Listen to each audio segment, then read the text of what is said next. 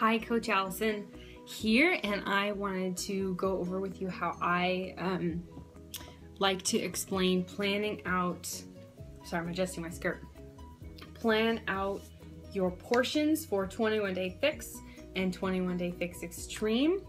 I'm going to be using the calorie bracket that I'm working with as an example.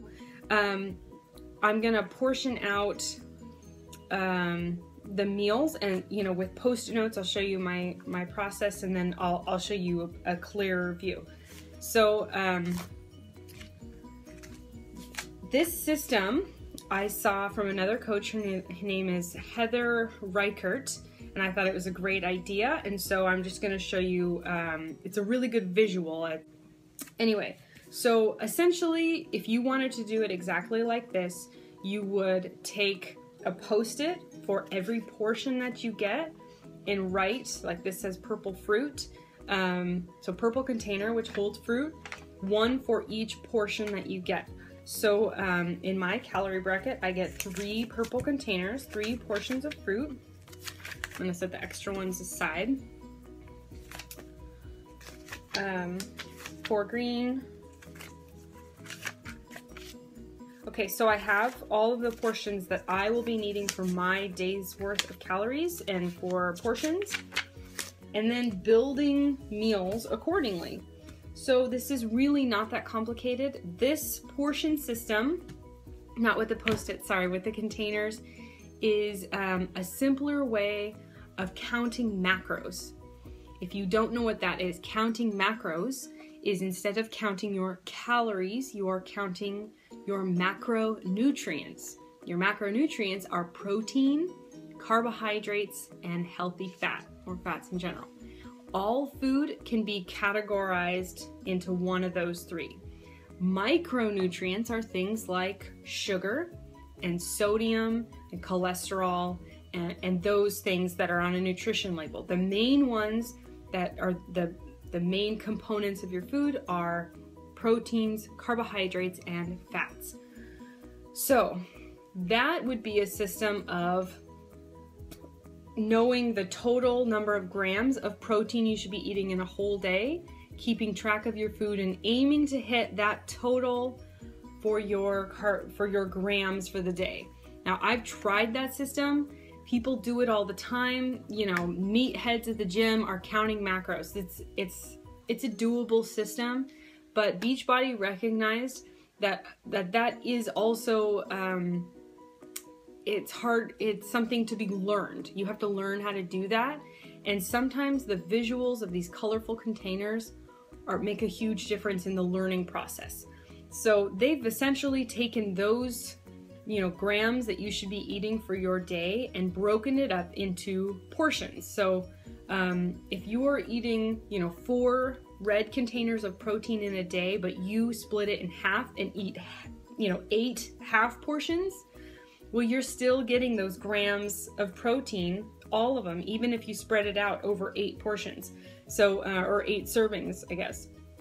So I like this system a lot because it takes a lot of that, counting macros. I ended up with, I would end up with 50 grams of protein to eat at the end of the day, or, I needed to eat 3 servings of vegetables at the end of the day. And at 10 o'clock, you really shouldn't be eating a big meal like that. So I've enjoyed this system. My husband enjoys this system. And so let's get started. So the first thing I like to portion out are my carbohydrates. That's the yellow container. So I get 3 in a day. Why do I like those first? Because those specifically, this is how I do it, but this is also, a common idea. Eat your carbohydrates at the beginning of the day. I say breakfast and lunch. So I'm gonna use 1 yellow for breakfast, and I count 1 for lunch. And why do I do that with the carbohydrates? Carbohydrates provide you with energy, and if you don't use up that energy the way that your body uses them, they get stored as fat. They turn to sugar, get stored as fat. So if you are eating carbohydrates later in the evening and then going to sleep, you are not using up those those calories for energy, and you will end up storing them as fat, which is why late night snacking on chips and even healthy carbohydrates like oatmeal, you are more likely to hold on to those calories. We want to use them up as efficiently as possible. And because they provide you with good energy, they help fuel you throughout your day, help you get through your work day, your day with your kids, day of, running errands, whatever it is. They also help fuel your workout so you have enough energy to get through your workout. Now I have a third carbohydrate. Depending on my day, I will eat a carbohydrate with a snack, but I also like to use almond milk in my Shakeology. According to the 21 Day Fix Extreme book, they say that if you use almond milk in your Shakeology, or are drinking almond milk, about 8 ounces, to count a yellow container every other day.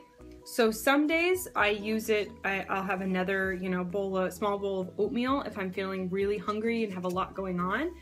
Some days I only eat my oatmeal for breakfast and then whatever carbohydrate I eat for my lunch. And I skip this third one because I'm gonna use almond milk in my Shakeology either way. So let's like that. Okay. The next thing I know I'm gonna do, every morning I eat about 2 teaspoons. Here's my 2 teaspoons with my oatmeal. 2 teaspoons of peanut butter with my oatmeal every morning. The healthy fat of the peanut butter tastes really good with my oatmeal. So that's how I like to use them. That's just my preference.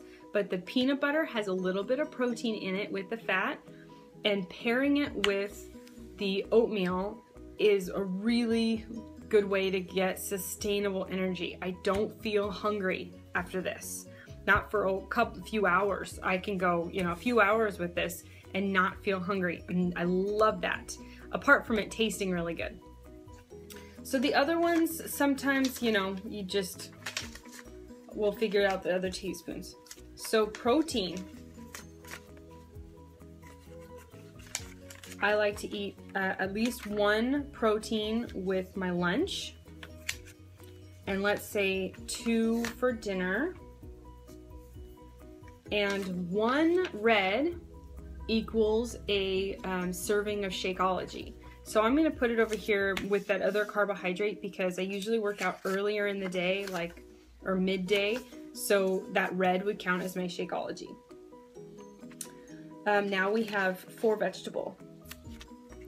I'm gonna put 1 with lunch. Sorry, 2 with lunch. That sounds like a salad, doesn't it? Protein like chicken, 2 things of vegetable, a carbohydrate like a couple corn tortillas, and then, man, that's lunch. So then 2 with dinner, and I have fruit. I like to use my fruit as my snacks. So I'm gonna do 1 between breakfast and lunch, 1 between lunch and dinner, and I can even have a serving of fruit after dinner as a snack. Now the teaspoons can be nut butter, or they could be healthy fat like olive oil, coconut oil.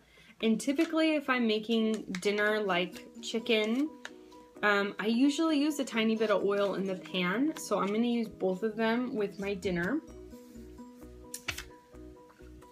So now healthy fat.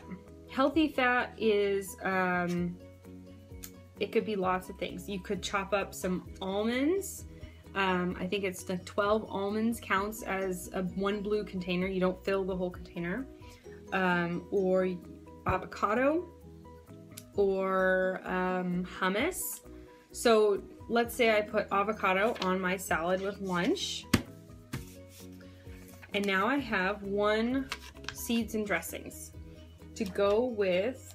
You could place this anywhere at this point. Seeds would be good with fruit.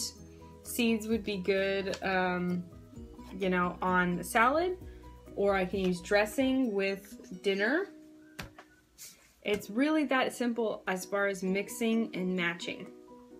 So if you want to review, let's say I had my oatmeal with peanut butter for breakfast, and then let's say for snack I had purple of sliced strawberries, then I had Shakeology with almond milk, then I had, let's say, 2 greens of lettuce with chicken and avocado, and I put the whole thing in a couple corn tortillas. That'd be lunch. That sounds like a lot of food, actually. And then let's say I had, you know, apple slices for another snack, and then I had, you know, vegetables with chicken and a little bit of dressing, and then some more, you know, I could have half a banana or more strawberries or something after dinner as a snack. And it's kind of like a dessert, actually. When you're eating so clean, a really sweet strawberry tastes like dessert. So now I want to show you what that looks like on the table, and maybe that'll give you some ideas on how to separate this out for yourself.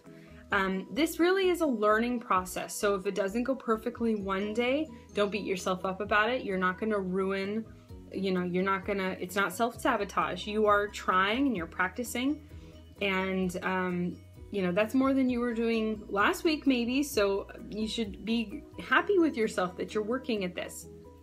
Okay, let's see if I can turn it around for you. Okay. Is that totally backwards? So breakfast, snack, Shakeology, lunch, snack, dinner, snack. And that is the portions for the 1,500 to close to 1,800 calories. And if you are in a higher bracket, of course, you have more portions to work with, and that's great. You need to eat all that food. That's it's not by accident. If you fall into that category, you need to eat all that food as best you can, and then make adjustments later if it's truly not working. The other thing is, if you can plan it out like this, it's easier to make meals, because if you know, okay, for breakfast I need to eat, you could even move one of these proteins and have it with your breakfast, eggs with oatmeal or eggs with toast or something like that, or move them around however you want. I like this system. Write them all down on Post-it notes and just play around and build meals, and then fill in the blanks. If you know you need a carbohydrate with a protein, go look at the carbohydrate and protein lists and choose what sounds good for breakfast, and then plan on that, and then go from there. And then that makes it so that at the end of the day you should have no more portions left. By soon after dinner-ish time, you should have no more portions left. You should be tired because you're getting ready to go to bed, and you don't need any more energy to go to sleep. So you shouldn't really have extra energy, not in excess where you're staying up hours late. So that's the idea, the way that you're using your food to fuel your body to get through your day, so that by the end of the day you're ready to go to sleep and you're not holding on to extra calories. And I hope this was helpful. Let me know if you have any questions. Thanks, bye.